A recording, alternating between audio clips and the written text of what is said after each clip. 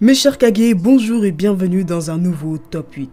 Aujourd'hui, on se retrouve pour une vidéo sur SNK. Avant de commencer, petit disclaimer, si vous n'avez pas lu tout SNK, je vous conseille de ne pas regarder la vidéo. Sinon, pour les autres, aujourd'hui, nous allons voir quels sont les pires morts dans l'attaque des titans. Bien entendu, ce classement n'est que mon avis, donc n'hésitez pas à donner le vôtre dans les commentaires. Si la vidéo vous plaît, n'hésitez pas à lâcher le petit pouce bleu et à vous abonner si le contenu de ma chaîne vous plaît. Et c'est parti pour la vidéo.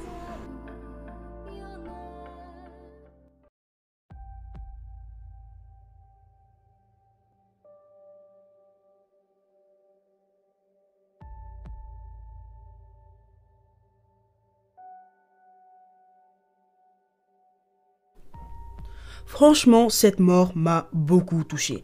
En fait, on a un duo que l'on n'imagine pas forcément, puisque de base ce sont des ennemis jurés. Tous les deux partagent une dernière discussion avant de partir ensemble pour l'éternité. Bref, j'ai bien aimé cette scène qui finalement montre qu'à tout moment, tout peut changer. La vie nous réserve des surprises, quoi.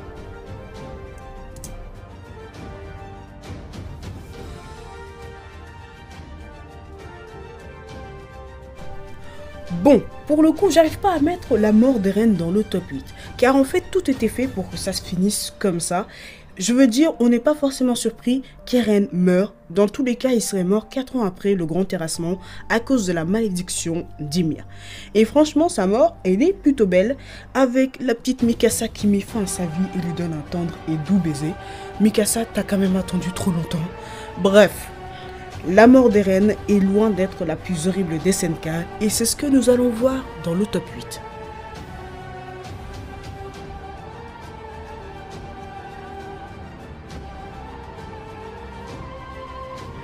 Et oui, il était obligé que la mort de la mère d'Eren soit dans le classement.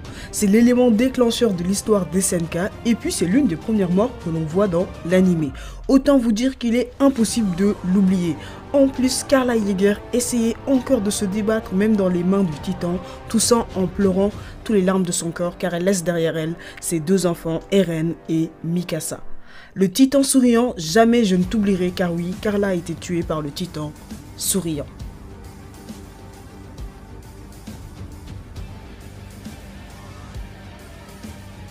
Voici une autre victime du titan souriant. Quand je vous dis qu'il est impossible de l'oublier. Hannes est mort en essayant de protéger Mikasa et Eren. Pour lui, c'était l'occasion de se venger du titan qui a tué la mère d'Eren sous les yeux même des deux enfants. Malheureusement, ses efforts sont vains et une fois de plus, Eren et Mikasa verront mourir une personne qui leur est chère sous leurs yeux. Ce bourreau n'est personne d'autre que le titan souriant qui apparemment prend du plaisir à briser le cœur d'Eren Jäger. On comprend pourquoi il déteste autant les titans.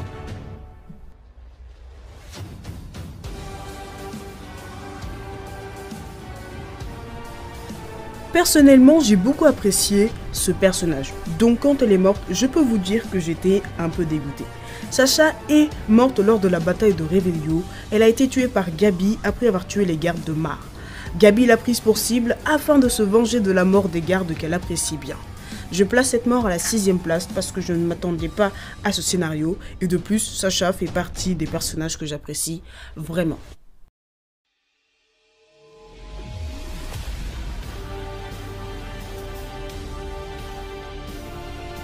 Pixis m'a fait trop de la peine. Toute sa vie, il a combattu corps et âme contre les titans. Et malheureusement, il va se transformer en titan pur lors de la bataille opposant le bataillon aux soldats de Mar à cause du liquide cérébrospinal de Sig Jäger. Il sera exécuté par Armin qui, par la même occasion, le remerciera d'avoir mené le bataillon jusqu'ici et lui souhaitant de reposer en paix.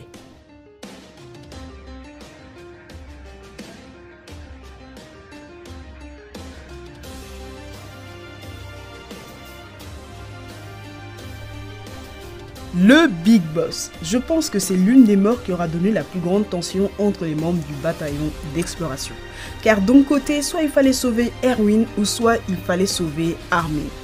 Levi et Hanzi versus Eren et Mikasa. Finalement, Levi décide de sauver Armin car Erwin refuse tout simplement qu'on le sauve. Ainsi, Levi lui accorda son repos qu'il méritait tant. Erwin fut vaincu par le titan bestial dans l'arc du retour à Shiganshina.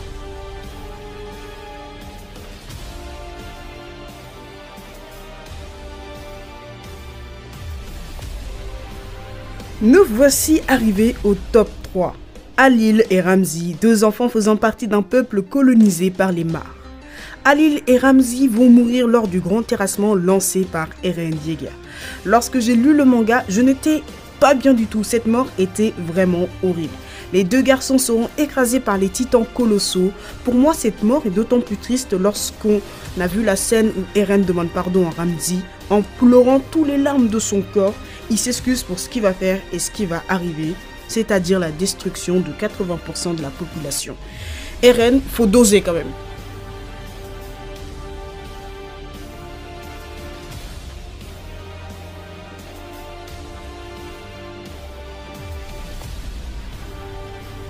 Hanzi Zoe, personnage incroyable, donc pour moi sa mort fait partie du top 3 des pires morts dans SNK.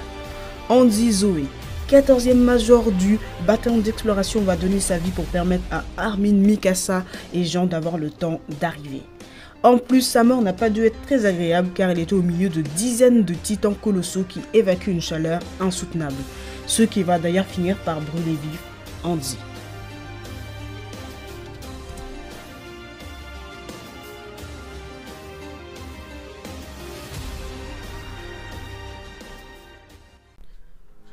Voici encore une victime du titan bestial. Pour moi, Mike Zacharias est la pire mort dans SNK. Cette scène m'a mis vraiment trop mal. C'est la première fois que l'on voit un titan parler, donc déjà la pression elle augmente un peu, et puis on ne s'attend pas forcément à ce qu'un membre important du bataillon d'exploration meure direct. Franchement, la mort de Zacharias est horrible. Déjà, il se fait croquer par plusieurs titans, déjà, mais ce qui m'a le plus mis mal, c'est quand il criait. C'était horrible, mais vraiment horrible. Et puis, comme si ça ne suffisait pas, Sig se permet de dire « Bah finalement, tu sais parler ?» Et l'image de fin avec sa tête qui se fait déchirer, mon Dieu. Bref, je pense que vous avez compris pourquoi Mike Zacharias est la pire mort d'SNK. Et donc voilà mes chers Kage, la vidéo touche à sa fin, j'espère qu'elle vous aura plu. Si c'est le cas, n'hésitez pas à lâcher le petit pouce bleu et à vous abonner si le contenu de ma chaîne vous plaît. N'hésitez pas aussi à me donner en commentaire pour vous quelle est la pire mort dans SNK. Et moi je vous dis à bientôt pour de nouvelles aventures.